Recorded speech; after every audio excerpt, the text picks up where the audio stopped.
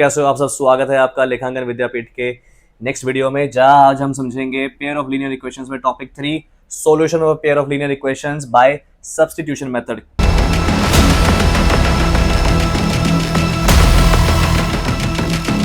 उसके लिए हम पहले समझ लेते हैं कि हमने पिछली वीडियोस में क्या देखा था। अभी तक हम ये चीज समझ चुके हैं कि sir pair of linear equations क्या होती है, इसकी स्टैंडर्ड फॉर्म क्या होती है। पिछली क्लासेस में हम क्या क्या पढ़ चुके हैं अभी तक।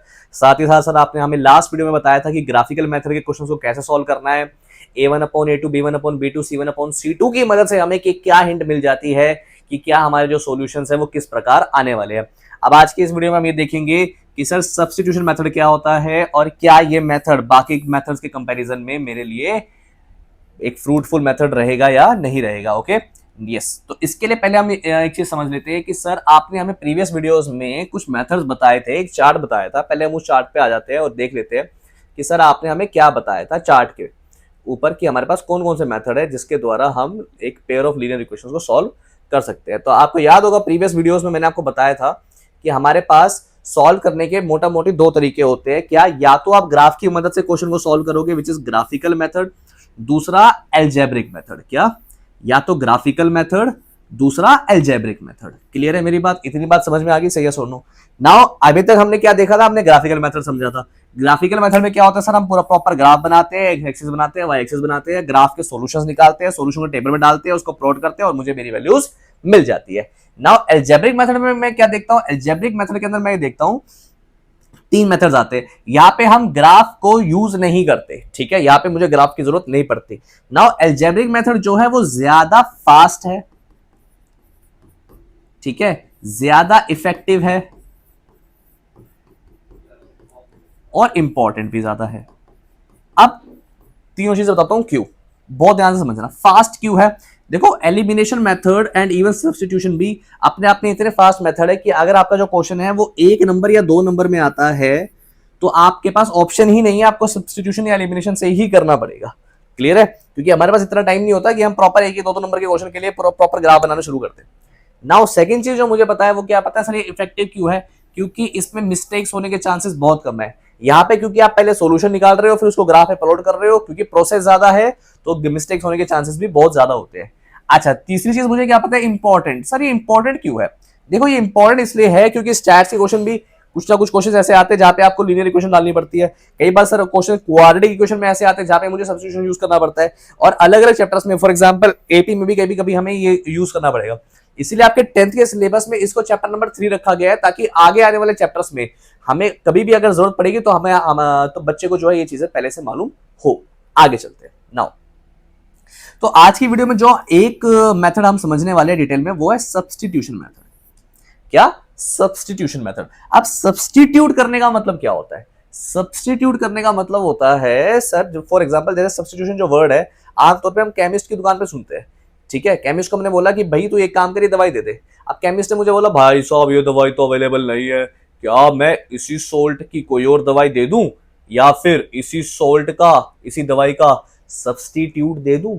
क्या सब्स्टिट्यूट दे दूं? तो सब्स्टिट्यूट का मतलब क्या होता है? सब्स्टिट्यूट का मतलब होता है कोई आपकी टेम्पररी रिप्लेसमेंट, ठीक है। ऐसी चीज को जिसको आप टेम्पररीली रिप्लेस करने के लिए उसका यूज कर रहे हो, उसे हम बोलते हैं सब्स्टिट्यूट। नाउ सब्स्टिट्यूशन मेथड में करना क्या होता है मुझे एक बार हम देख लेते हैं, बहुत ध्यान से समझना है इस चीज को। क्या बोला गया है यहाँ पे? देखो, अभी तक till now we have discussed graphical method of solving given pair of linear equations. अभी तक हम क्या क्या यूज कर सकते हैं, कर चुके हैं। ग्राफिकल मेथड समझा है अभी तक हमने। क्या समझा है? Graphical method. इतनी बात क्लियर हो गई आपको? ठीक है, ठीक है भाई, समझते हैं आगे बहुत ध्यान से। तो अभी तक मैंने क्या देखा है, till now we have discussed graphical method of solving given pair of linear equations. अभी तक हम ग्राफिकल मेथड बहुत अच्छे से कर चुके हैं। Now this method is very much time consuming. एक तो टाइम कंज्यूमिंग है, दूसरा कुछ ऐसे नंबर्स आते हैं जैसे for example non integral values है 2/7, 3√3, 5√3, ऐसे नंबर्स को करना बड़ा मुश्किल हो जाता है हमारे लिए। तो ऐसे टाइम में मिस्टेक्स ना हो और ऐसी चीजों को अवॉइड करने के लिए तो हमने क्या किया है, हमने इजाद किया है algebraic method. Now algebraic method क्या है? देखो, there are algebraic methods of solving the equation also and substitution method is one of them, ठीक है। ऐसे ही एक मेथड है सब्स्टिट्यूशन मेथड, जिसको आज की हम इस वीडियो में करने वाले हैं। तो देख लेते हैं एक बार सब्स्टिट्यूशन मेथड क्या है। See this. मुझे क्या पता है सब्स्टिट्यूशन मेथड में, in this method we proceed as follows. हम क्या करेंगे, बहुत ध्यान से देखना, सी दिस। पहला,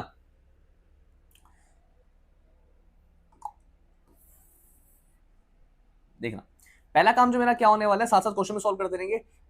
एक्सप्रेस करेंगे एक वेरिएबल को दूसरे की टर्म्स में, एक्सप्रेस करेंगे वन वेरिएबल को से y in terms of other variable से x from any one of the given equation. किसी एक इक्वेशन में एक टर्म को दूसरे टर्म की उसमें लिखेंगे। फॉर एग्जांपल x को लिखेंगे y की टर्म्स में या y को लिखेंगे x की टर्म्स में। इसके लिए मैं क्या कर रहा हूं, एक क्वेश्चन उठा रहा हूं, एक क्वेश्चन आपके सामने है, बहुत ध्यान से देखना। क्वेश्चन क्या दिया हुआ है, 9x minus 15y equals to 2 and 2x plus Y equals to 3। आपको आई थिंक नजर आ रहा होगा ये क्या दिया हुआ है question, 9x minus 15y equals to 2 and 2x plus Y equals to 3। अब यहाँ पे मैं क्या करने वाला हूँ, यहाँ पे मुझे सब्स्टिट्यूशन मेथड यूज करना है, तो मैं इसको मान रहा हूँ इक्वेशन नंबर 1 और इसको मान रहा हूँ इक्वेशन नंबर 2।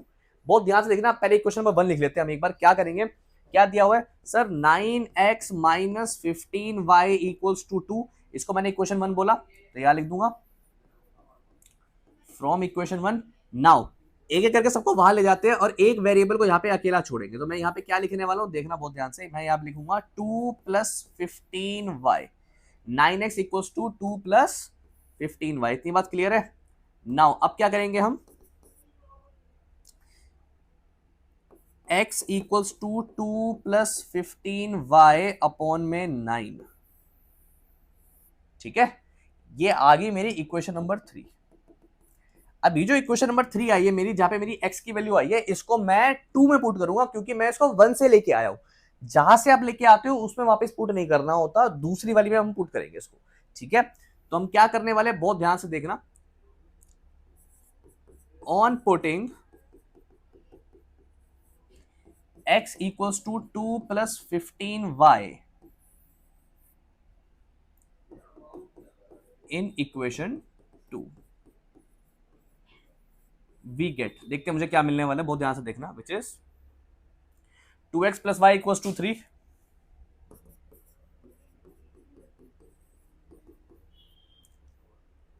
2 इंटू में x की जगह मैं क्या लिखूंगा, 2 plus 15y plus Y equals to 3, bracket खोल लेते हैं हम एक बार, अपॉन में 9 भी था यहाँ पे, ठीक है, यस, ब्रैकेट खोल लेते हैं। ब्रैकेट खोलने के लिए मैं क्या करूंगा, 4 प्लस 30y अपॉन में 9 plus Y equals to 3। Next step क्या होगा, बहुत ध्यान से देखना, ठीक है, एलसीएम ले लेंगे हम दोनों का। एलसीएम लेना पता है ना कैसे लेते हैं, देखो बहुत ध्यान से, क्या करेंगे, 9 और 1, 9 और 1 का एलसीएम आ गया 9, 4 plus 30y plus 9y equals to 3,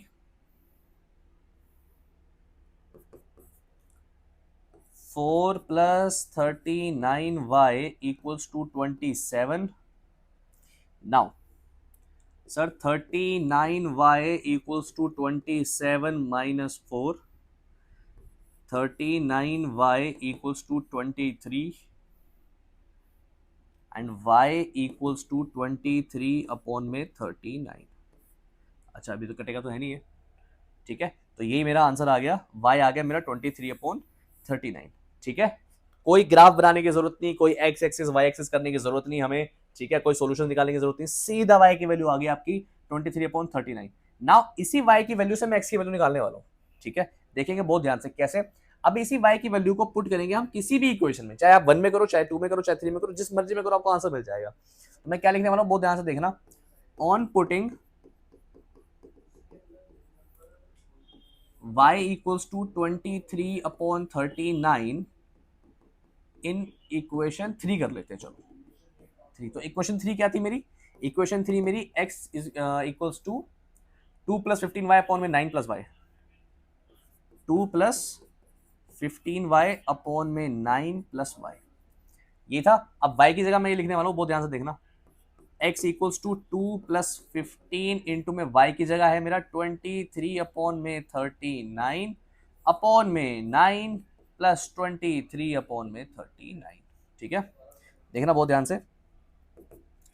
2 plus 15 into 23 कैसे करेंगे, काट लेते हैं हम इसको, राइट, 3 से काटा मैंने इसको, 13 3 39, 13 और यहाँ पे आ गया 5, तो 23 इंटू में 5 होता है 115, 115 अपॉन में 13 अपॉन में होल के 9 प्लस 23 अपॉन में 39।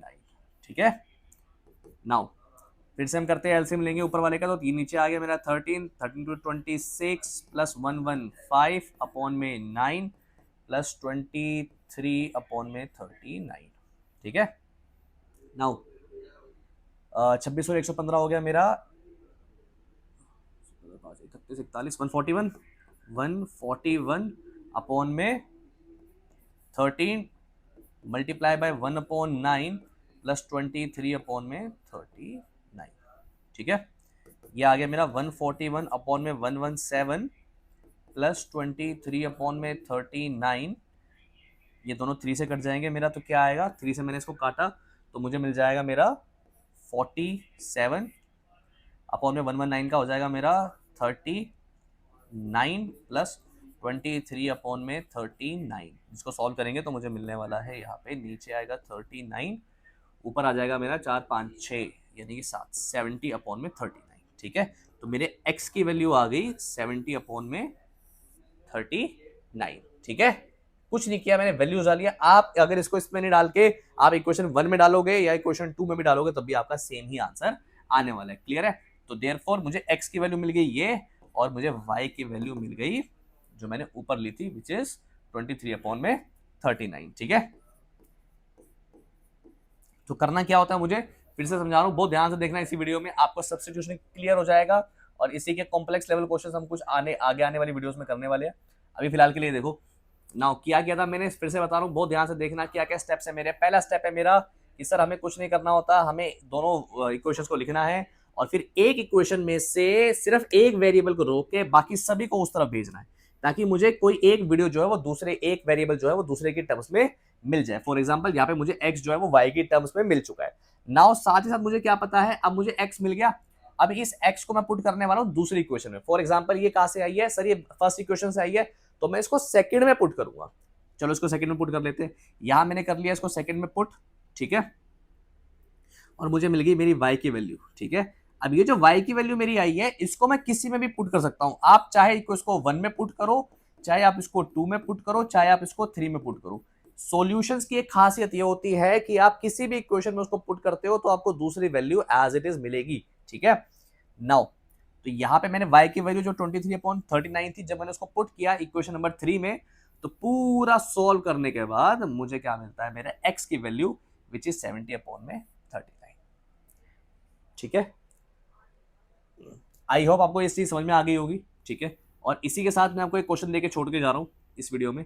यहाँ पे एक क्वेश्चन है जहां आपको दिया हुआ है कि sir 2x plus 3y minus 9 equals to 0 और 6x plus 9y minus 27 equals to 0। तो आपको इसको सॉल्व करना है और आपको बताना है कि x की और y की क्या वैल्यूज हमें मिलती है। उससे पहले मैं एक चीज आपको और बताना चाहूंगा इस वीडियो में, वो है कि सर क्या हो अगर हमारे पास वैल्यू ही ना आए, तो देखना बहुत ध्यान से। तो ये 3 स्टेप्स होते हैं मेरे। क्या पहले हम एक को दूसरे की टर्म्स में लिख लेते हैं, उसके बाद मैं क्या करता हूं, सब्स्टिट्यूट करता हूं y को इन टर्म्स ऑफ x किसी भी इक्वेशन में, ताकि मुझे एक वैल्यू x की मिल जाए। ठीक है, और फिर जो मेरी वैल्यू आती है x की या y की, उसको मैं दूसरी किसी भी इक्वेशन में पुट करता हूं ताकि मुझे मेरे आंसर्स मिल जाए, वैल्यू ऑफ y भी मिल जाए। नाउ क्या हो, in this method we substitute the value of one variable by expressing it in terms of the other variable। ठीक है, that's why the method is known as the substitution method। इसलिए इस method को हम क्या बोलते हैं, substitution method। ठीक है, अच्छा कभी कभी क्या होता है, note sometimes after substituting we get statement with no variable. कभी कभी हमें नो वेरिएबल वाली स्टेटमेंट मिल जाती है। ऐसे केस का मतलब क्या होगा, if the resulting statement is true, अगर स्टेटमेंट आपकी ट्रू है, then the system of linear equations has infinite many solutions। और infinite many solution वाले केस को मैं क्या बोलता हूं, coinciding solution। ठीक है, उसमें दोनों लाइंस एक दूसरे के ऊपर coincide करती हैं और मुझे infinitely many solution मिलते हैं। और ऐसे केस को अगर आपको फटाफट चेक करना है तो आप एक चीज चेक कर सकते हो, विच इज a1/a2 बराबर होगा b1/b2 के, जो बराबर होगा c1/c2 के। साथ ही साथ but if this statement is false, अगर ये स्टेटमेंट फॉल्स निकलती है, देन मैं क्या बोलूंगा, ये जो सिस्टम ऑफ इक्वेशन है इसमें कोई सॉल्यूशन नहीं आने वाला। इसका मतलब लाइंस पैरेलल है, इसका मतलब मेरा a1/a2 b1/b2 के पैरेलल तो है, पर वो C1/C2 के इक्वल नहीं है। क्लियर है इतनी बात? यस। इसी के साथ मैं आपको एक क्वेश्चन देके जा रहा हूं, इस क्वेश्चन का आपको सॉल्यूशन निकाल के नीचे कमेंट बॉक्स में कमेंट करना है।